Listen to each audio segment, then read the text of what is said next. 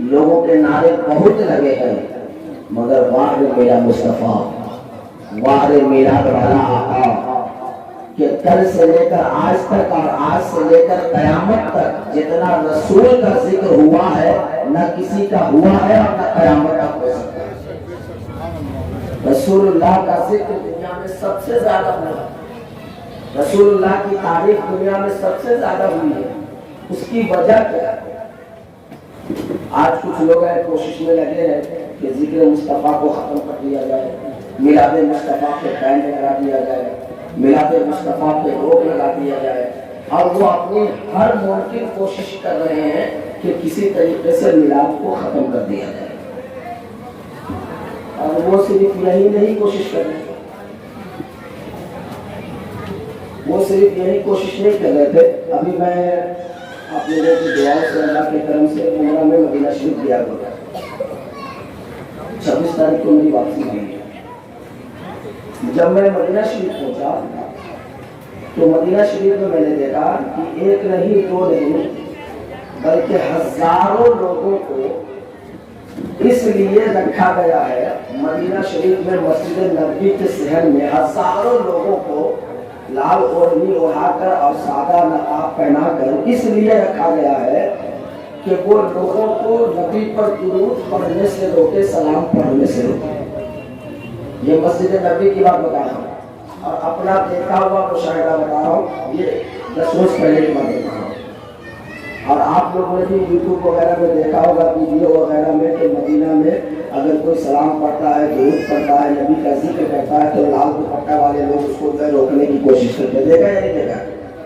Video وغیرہ میں دیکھا یا نہیں دیکھا؟ میں نے اپنی آنکھوں سے مدینہ شریف میں ابھی یہ چیز دیکھا، ہزاروں لوگوں کو لوگوں نے رکھا ہے، مگر باہر میرے مصطفیٰ کی شان اور باہر میرے مصطفیٰ کا مقام۔ اور یہ کوششیں ان کی آج سے نہیں ہے۔ عرب میں جو سعودی کی حکومت بنی ہے آل سعود کی، وہ 1924 میں بنی تھی۔ کب بنی تھی؟ 1924 میں یہ یہودیوں کی سعودیوں کی حکومت بنی تھی۔ 1924 سے پہلے عرب میں ترکیوں کی حکومت ہوا کرتی تھی۔ اور مسجد نبوی جو عالیشان آپ دیکھ رہے جو بنی ہوئی ہے، یا روضہ رسول جو آپ دیکھ رہے ہیں، یہ سب ان بدبختوں کا بنایا ہوا نہیں ہے، وہ ترکیوں کی حکومت کا بنایا ہوا ہے۔ اور اہل ترک نے جو مسجد نبوی کی تعمیر کی تھی وہ کسی ایرو غیرو سے نہیں بلکہ مسجد نبوی میں کام کرنے والے جتنے لیبر اور جتنے مستری تھے وہ سب کے سب حافظ قرآن اور عاشق رسول ہوا۔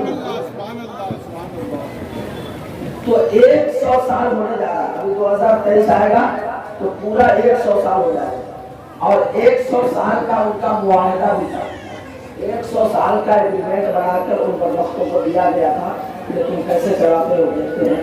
تو 100 سال ہونے جا رہا ہے، 100 سال سے وہ زمانہ کوشش کر رہا، اہل عرب سعودی لوگ یہ کوشش کر رہے ہیں کہ کسی طریقے سے میلاد نہ منایا جائے، نبی پر درود نہ پڑھا جائے، نبی کا ذکر نہ کیا جائے، مگر الحمدللہ میں اپنی مثال بتاؤں اللہ اس کے رسول کو گواہ بنا کر کہ الحمدللہ میں نے جتنا سلام زندگی میں کبھی نہیں پڑھا تھا، اس سال مدینے میں سب سے زیادہ سلام میں نے پڑھا، سب سے زیادہ سلام پڑھا۔ اور مجھ جیسا اپنی زندگی کا تجربہ بتا رہا ہے، ایسے ایسے عشاق وہاں نظر آتے ہیں، ایسے ایسے نبی کے دیوانے وہاں نظر آتے ہیں جو صبح و شام ہر وقت نبی پر درود و سلام بھیجتے ہوئے نظر آتے ہیں۔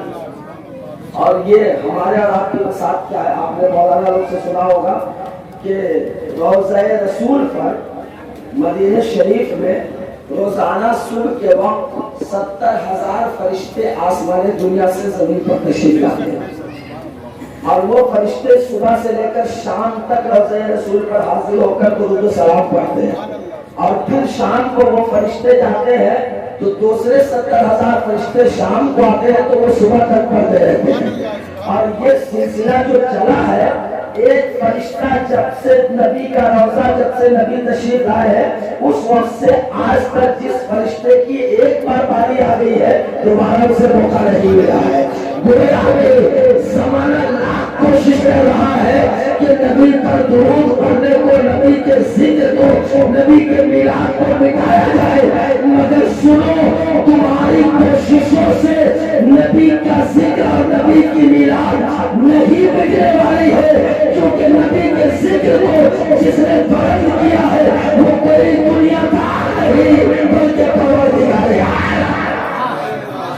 नबी के जिक्र को बुलंद करने वाला कौन है? रब्बुल आलमीन है। कुरान में साफ लफ्जों में लिखा हुआ है, वरफ़अना लका ज़िक्रक, ऐ महबूब हमने तेरे जिक्र को बुलंद वाला कर दिया।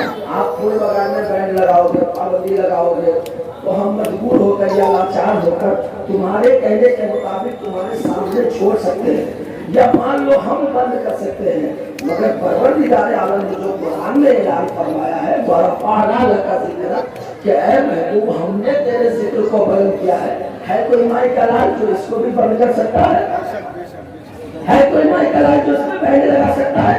नहीं लगा सकता है। मेरे महबूब का जिक्र हमेशा से होता रहा है और सुबह कयामत तक होता है। अच्छा, एक बात, नबी का जिक्र इतना कायल होता है, इसकी वजह क्या है?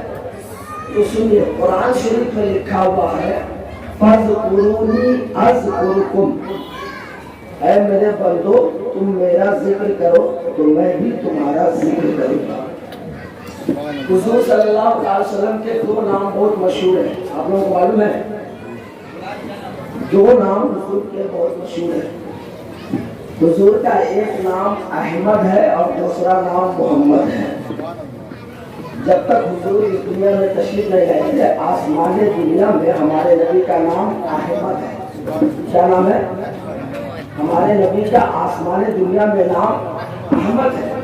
अहमद का माना और अहमद की तफसीर जब आप देखिएगा अरबी डिक्शनरी में, तो अहमद का माना होता है बहुत ज्यादा तारीफ करने वाला, बहुत ज्यादा याद करने वाला, बहुत ज्यादा जिक्र करने वाला।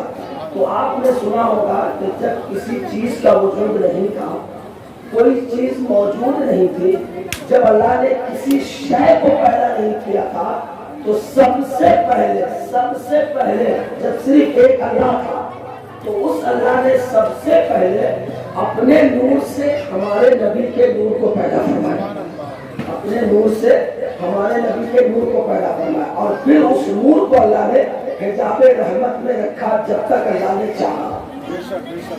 और उसी नूर मोहम्मदी से अल्लाह ने कुल कायनात की भी तखलीक फरमाई, और उसी नूर मोहम्मदी से अल्लाह ने अंबियाए किराम और रसूलाने एज़ान को भी तखलीक फरमाई। अब आप अंदाजा लगाइए और सोचिए, आपने सुना होगा मौलाना लोगों से कि कमोबेश इस दुनिया में 1,24,000 अंबियाए किराम तशरीफ लाए। कितने नबी आए हैं? 1,24,000 कमोबेश अंबियाए किराम इस दुनिया में तशरीफ लाए। और रसूल दुनिया में कितना है मालूम? कमोबेश 300 रसूल दुनिया में तशरीफ लाए। और मुरसल कितने तशरीफ लाए हैं? रिवायतों में आता है कि दुनिया में 4 मुरसल भी तशरीफ लाए। ये तमाम नूर मोहम्मदी का सदका लेकर आए, मेरे नबी के नूर का सदका लेकर आए। और उन सब ने अल्लाह की किबरियाई बयान की है, अल्लाह का जिक्र किया है। तो जब 1,24,000 अंबिया से पहले हमारे नबी पैदा हुए, और आज भी 1,24,000 अंबिया के बाद सबसे आखिर में अल्लाह ने हमारे नबी को इस दुनिया में पैदा फरमाया। फिर हमारे नबी मक्का में और मदीना में मिलाकर कुल 63 साल जिंदगी हमारे सामने गुजारी। उसके बाद हमारे नबी आज भी अपने कब्र अनवर में जिंदा है, और जैसे नबी अपनी हयात ज़ाहिरी में अपने गुलामों की सुनते थे, गुलामों को मुलाहिजा करते थे, मेरा ईमान कहता है कि आज भी मेरा नबी अपने कब्र अनवर से हर आशिक की पुकार को सुनता है और आशिक की फरियाद को पूरा करता है। वो किसी और का नबी होगा, वो किसी और का नबी होगा जो मर के मिट्टी में मिल रहा होगा। हम मुसलमानों का अकीदा ये है, मेरा नबी कल भी जिंदा था, آج بھی زندہ ہے اور قیامت تک زندہ ہے۔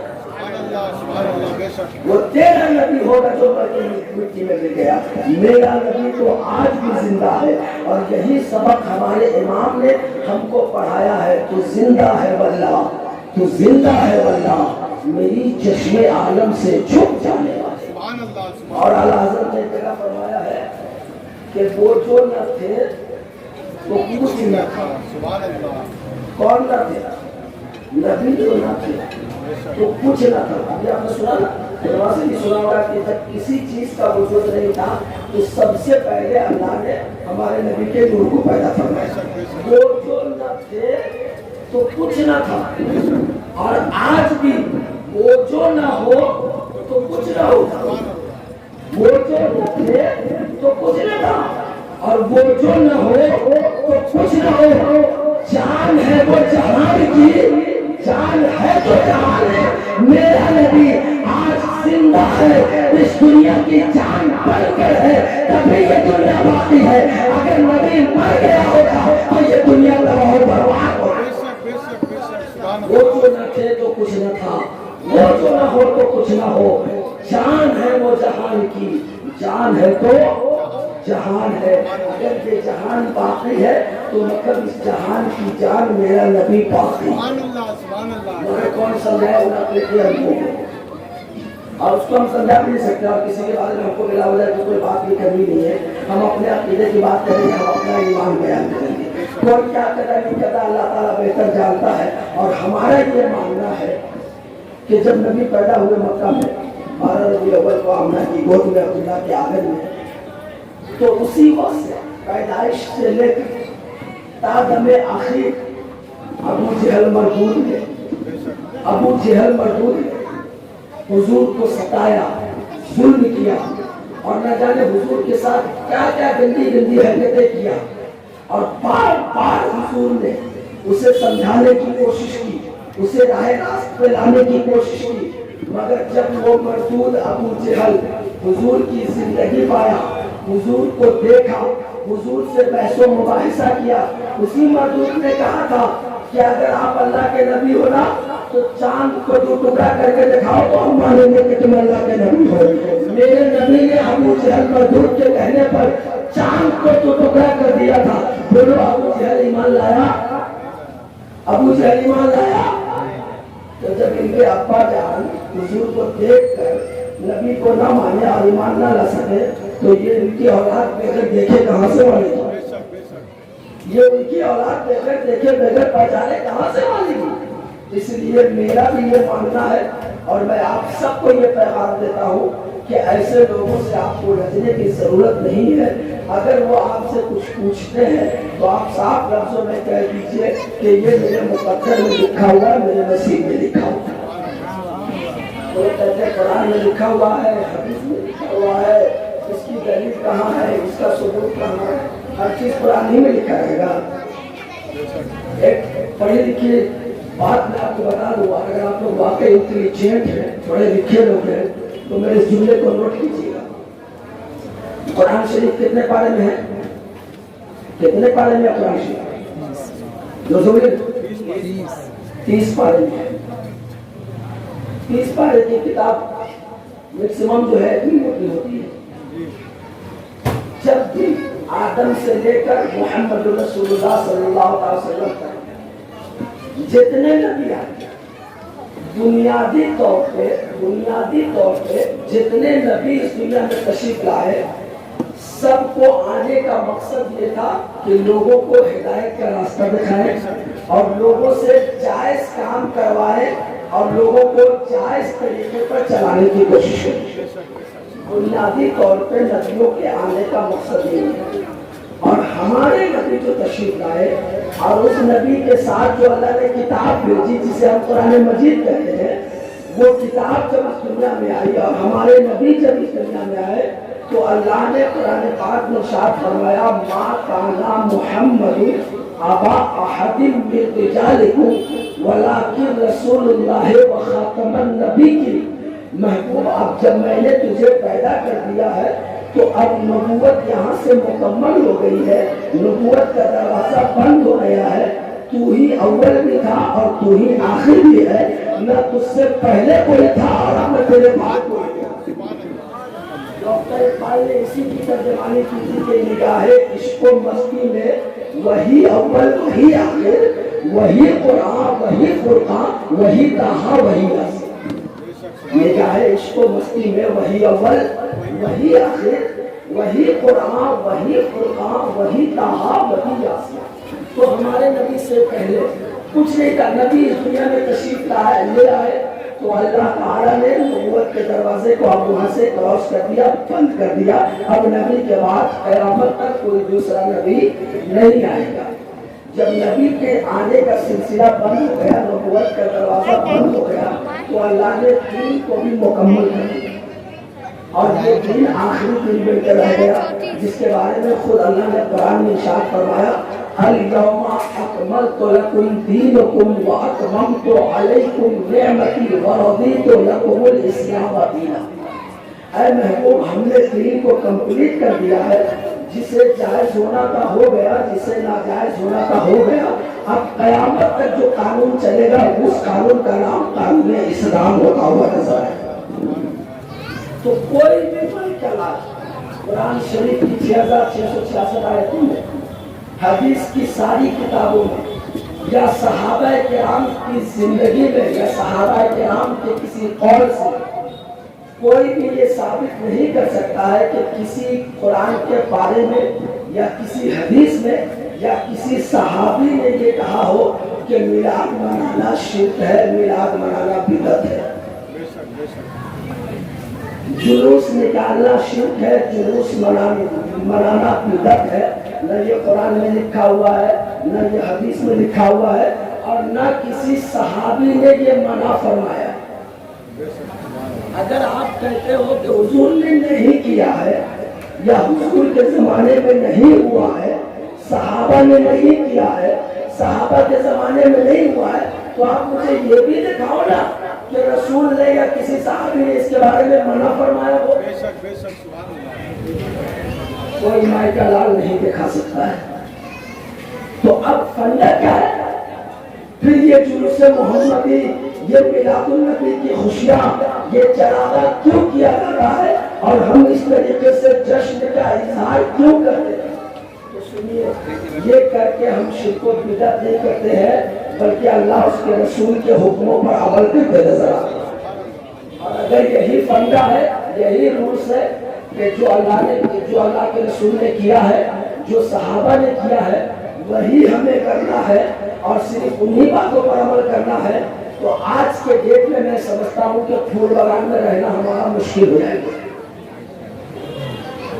جو صحابی نے کیا ہے، جو رسول نے کیا ہے، اگر وہی کرنا ہمارے لیے صرف جائز ہوگا، تو آج کے دور میں ہم میں سے کوئی دنیا میں جی نہیں سکتا، ٹائم نہیں دے سکتا ہے، کیونکہ رسول اللہ صلی اللہ علیہ وسلم کے زمانے میں بریانی نہیں بنتی تھی، بنتی تھی۔ کسی صحابی نے چکن بریانی اور مٹن بریانی کا اہتمام کیا تھا، مگر ہمارے گھر کی پارٹی، ہمارے گھر کی دعوت اس وقت تک مکمل نہیں ہوتی جب تک کہ ہمارے گھر میں بریانی نہ بن جائے۔ صحیح ہے؟ اگر ہمیں صرف وہی کرنا ہوتا، یا ہمیں صرف وہی کرنے کا حکم ہے، یا وہی بات پر عمل کرنا ہے جو اللہ کے رسول اور صحابہ نے کیا ہے، تو صحابہ نے تو کبھی بریانی نہیں کھائی۔ آپ کھاتے ہو کہ نہیں کھاتے؟ رسول اللہ نے کبھی بریانی کھائی ہے؟ آپ کھاتے ہو یا نہیں کھاتے؟ معلوم یہ ہوا کہ ہمیں وہی کرنا صرف نہیں ہے جو رسول اللہ نے کیا یا صحابہ نے کیا، بلکہ ہمیں ہر وہ کام کرنا ہے جو جائز ہے، اور اس کام کے کرنے سے اسلام کا، اللہ اس کے رسول کا اور صحابہ کی کوئی گستاخی یا ان کے شان میں کوئی بے ادبی نہ ہو۔ بات کو سمجھیے۔ اب بتائیے، بریانی کھانے سے اسلام کا کوئی نقصان ہوتا ہے؟ بریانی کھانے سے اللہ اس کے رسول کی شان میں کوئی گستاخی ہوتی ہے؟ بریانی کھانے سے صحابہ کرام کو کوئی تکلیف پہنچتی ہے؟ تو آپ کھاتے ہو کہ نہیں کھاتے؟ اسی طریقے سے یہ جو میلاد ہو رہا ہے، تو اس میلاد سے اسلام کو کوئی نقصان پہنچ رہا ہے؟ اس میلاد کی محفل سے اللہ اس کے رسول کو تکلیف ہو رہی ہے؟ اس میلاد کی مجلس سے صحابہ کی گستاخی ہو رہی ہے؟ نہیں ہو رہی ہے تو جس طریقے سے آپ اپنی ضرورت کے لیے وہ کام کرنے کو تیار ہو جو رسول اللہ نے نہیں کیا، صحابہ نے نہیں کیا، تو یہ تیری مرضی ہے، یہ تیری سوچ ہے۔ ہمارا عقیدہ یہ ہے کہ ہم رسول والے ہیں، ہم صحابہ والے ہیں، ہم ہر وہ کام کریں گے جس سے اللہ اس کے رسول کی ناراضگی نہ ہو، بلکہ اللہ اس کے رسول کی تعریف و توصیف بیان کرے۔ میلاد میں کیا ہوتا ہے؟ علماء کرام آئے، نبی کی تعریف کیے، رب کی حمد بیان کیے، مولانا لوگ آئے، آپ کو تقریر سنائے، واعظ کیے، نصیحت کیے، اچھی اچھی باتیں بتائے، تو یہ سب چیز ناجائز اور شرک ہے؟ نہیں ہے، یہ ہمارا مقدر ہے کہ اللہ کے فضل سے ہمیں یہ عطا کیا گیا ہے اور اللہ تعالیٰ نے ہمیں میلاد والا بنا کے رکھا ہے۔ درود پاک پڑھیے، اللہم صلی علی سیدنا شفیعنا امینہ نبینا مولانا محمد وسلم، صلاۃ و سلام علیک یا رسول اللہ صلی اللہ علیہ وسلم۔ اب چند باتیں چاکلیٹ دیں گے ممی، چلو چاکلیٹ جن کی آج ہمیں سخت ضرورت ہے۔ کچھ کمیاں ہم لوگوں کے اندر بھی آئی ہیں، کچھ کمیاں ہم لوگوں کے اندر بھی آئی ہیں، مگر پھر بھی ہمیں یقین ہے کہ اسی ہمارے صالحہ کی برکت سے انشاءاللہ ہماری وہ کمی بھی پوری ہوتی ہے۔ ہم لوگ نماز پڑھتے ہیں، ساری دنیا نماز پڑھتی ہے، آپ یہ بتائیں کہ جو بھی ہم میں سے نماز پڑھتا ہے، کسی نمازی کے پاس اس بات کی دلیل ہے کہ اس کی نماز قبول ہو رہی ہے یا نہیں ہو رہی ہے؟ کسی نمازی کے پاس اس کی دلیل ہے؟ روزہ رکھنے والے لوگ روزہ رکھ رہے ہیں، کسی کے پاس یہ دلیل اور پروف ہے کہ آپ کا روزہ رکھنا اللہ کی بارگاہ میں قبول ہو رہا ہے؟ حاجی لوگ حج کرنے جاتے ہیں، زکات دینے والے لوگ زکات دیتے ہیں، کسی کے پاس یہ دلیل اور یہ پروف ہے کہ آپ کا حج کرنا، آپ کا زکات دینا، آپ کا صدقہ اور خیرات کرنا یہ اللہ کی بارگاہ میں قبول ہو رہا ہے؟ کسی کے پاس کوئی دلیل ہے، کوئی سرٹیفکیٹ ہے، کوئی یقین کامل ہے؟ ہمارا کام ہے کیے جانا، قبول کرنا نہ کرنا یہ اس کا کام ہے۔ وہ قبول کر لے تو اس کا کرم ہے، نہ قبول کرے تو بھی ہمیں راضی ہے۔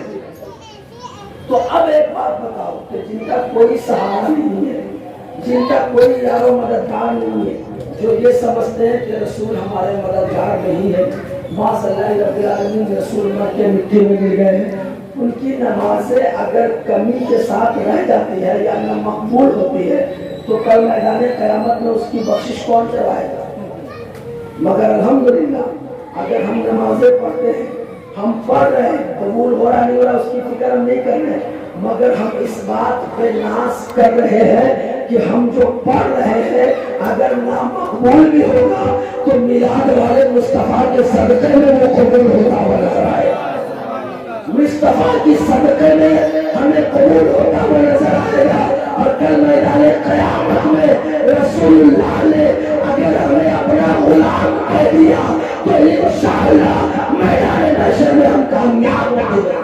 نعرہ تکبیر، نعرہ رسالت، سرکار کی آمد، اول کی آمد، طٰہٰ کی آمد، نعرہ تکبیر، نعرہ رسالت۔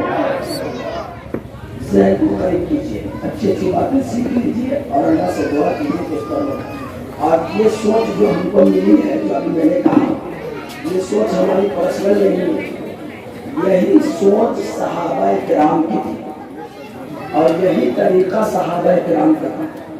ایک مرتبہ ایک صحابی رسول نبی کی بارگاہ میں حاضر ہوتے، سنیے غور سے، نبی کی بارگاہ میں حاضر ہوتے اور نبی کی بارگاہ میں حاضر ہو کر کہتے ہیں یا رسول اللہ صلی اللہ علیہ وسلم آپ مجھے بتائیے کہ قیامت کب آئے گی؟ کیا پوچھا؟ کیا پوچھا؟ کس نے پوچھا؟ صحابی نے۔ صحابی نے پوچھا کہ یا رسول اللہ قیامت کب آئے گی؟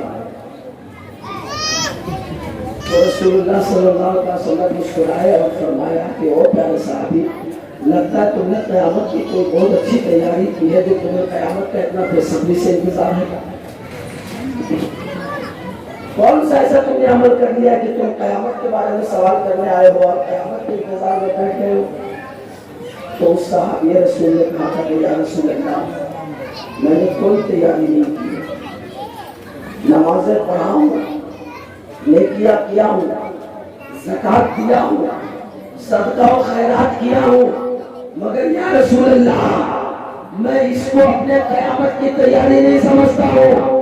और अगर आपने पूछ लिया है कि तुमने कयामत की क्या तैयारी की है तो या रसूल अल्लाह सुनिए, मैंने नमाजों को कयामत की तैयारी नहीं समझा, रोजा को कयामत की तैयारी नहीं समझा, अपनी नेकियों को कयामत की तैयारी नहीं समझा।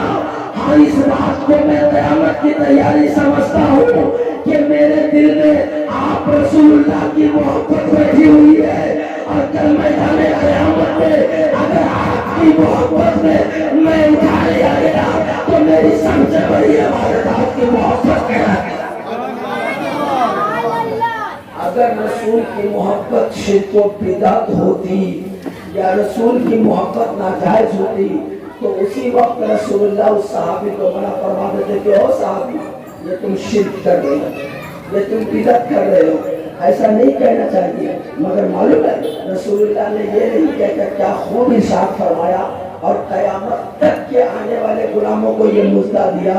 रसूलुल्लाह ने फरमाया प्यारे सहाबा सुनो, अगर वाकई तुम्हारा ये अकीदा है और तुम्हारा ये मानना है और तुम इस बात को एक्सेप्ट करते हो तो सुनो, दुनिया में जो जिससे मोहब्बत करेगा कल मैदान कयामत में वो उसी की मोहब्बत में उठाया जाएगा।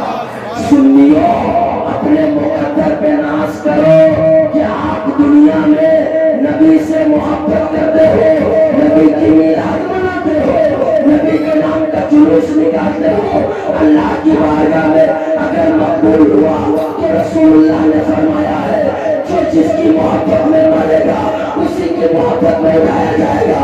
हम दुआ करते हैं कि अल्लाह मुझे नबी की मोहब्बत में मौत दे ताकि क़यामत में हम नबी की मोहब्बत में उठाएगा। और जो नबी की मोहब्बत में उठाया जाएगा उसका बेड़ा पार हो जाएगा, उसकी दुनिया और आखिरत दोनों कामयाब हो जाएगी। तो अब आज से ये मिसाल बनाइए और ये दुआ कीजिए कि अल्लाह हम लोगों को गुलामी रसूल नसीब फरमाए और गुलाम रसूल बन के रहने जीने और गुलाम रसूल बनकर ही मरने की तौफीक अता फरमाए। गुलामी रसूल में और गुलामी रसूल बनकर जो मर जाएगा ना भैया उसकी दुनिया भी शाद होगी और उसकी आखिरत भी कामयाब होगी। अल्लाह पाक की बारगाह में मेरी दुआ है कि अल्लाह पाक हम तमाम लोगों को उल्फत रसूल में जीना, उल्फत रसूल में मरना नसीब फरमाए। हमारे और आपके नबी इस खानदान गिती पर तशरीफ लाते हैं तो रसूलुल्लाह सल्लल्लाहु अलैहि वसल्लम की आमद से इस दुनिया में बहार आती है, इस दुनिया में इनकलाब आता है। और वो दौर अरब का वो दौर जिस दौर में रसूलुल्लाह सल्लल्लाहु अलैहि वसल्लम इस दुनिया में तशरीफ लाते हैं उस दौर को आप पढ़िए, उस हिस्ट्री को आप मुताला कीजिए तो आपको मालूम होगा कि अरब की सरजमीन एक ऐसी जमीन थी जिस जमीन पर बेहयाइयों का बाजार गर्म हुआ करता था, बुराइयों का बाजार गर्म हुआ करता था। मगर हमारे नबी जब हुदल लिन्नास बनकर लोगों के लिए हिदायत का सबक लेकर इस दुनिया में तशरीफ लाए तो जो मक्का कल तक बुराइयों का अड्डा था, जो अरब कल तक बेहयाइयों का बाजार गर्म करता था, आज अल्लाह के करम से उस अरब में उस मक्के में अल्लाह की इबादत और इताअत और फरमाबरदारी। ये सब किसका सदका है? मेरे मुस्तफा की मिलाद का सदका। मिलाद के माना होता है पैदाइश, मिलादुल नबी के मतलब हुआ नबी की पैदाइश। ये सारी बहारें जो आप देख रहे हैं ये मिलाद मुस्तफा का सदका है। मुस्तफा जाने रहमत सल्लल्लाहु अलैहि वसल्लम की मिलाद का सदका है। इसीलिए तो मेरे इमाम इश्क व मोहब्बत सैयदी सरकार आला हजरत ने फरमाया है कि ज़मीन व समा तुम्हारे लिए, मकीन व मका तुम्हारे लिए, चुनी व चुना तुम्हारे लिए, बने तो जहाँ तुम्हारे लिए, हमारे यहाँ तुम्हारे लिए, उठे भी वहाँ तुम्हारे लिए, दिल में ज़बा तुम्हारे लिए, बदन में है जहाँ तुम्हारे लिए। या रसूल अल्लाह हम आए यहाँ तुम्हारे लिए और कल क़यामत में उठेंगे तो या रसूल अल्लाह तुम्हारे लिए पाक हम तमाम लोगों को पढ़ना और जीना सब गुलामी रसूल और मोहब्बत रसूल में नसीब फरमाए। मैंने तो टाइम दिया था 11:15 तक का ही, मगर मुझे भी आने में थोड़ा ताख़ीर हुई थी, इसलिए मैं माजरत चाहता हूँ। अगला टाइम मेरा 12 बजे का दूसरी जगह में है, खाली वजह से संभालिए। अल्लाह पाक की बारगाह में दुआ है, अल्लाह पाक हम तमाम लोगों को इस अमल खैर को अपनी बारगाह में कबूल फरमाए। जलसा को मुक्ति किए और जलसा कराने वाले लोगों को अल्लाह ताला दोनों जहान की भलाई नसीब फरमाए और इनके रिस्क में, कारोबार में, हर नेक और जायज़ मकसद में कामयाबी अता फरमाए।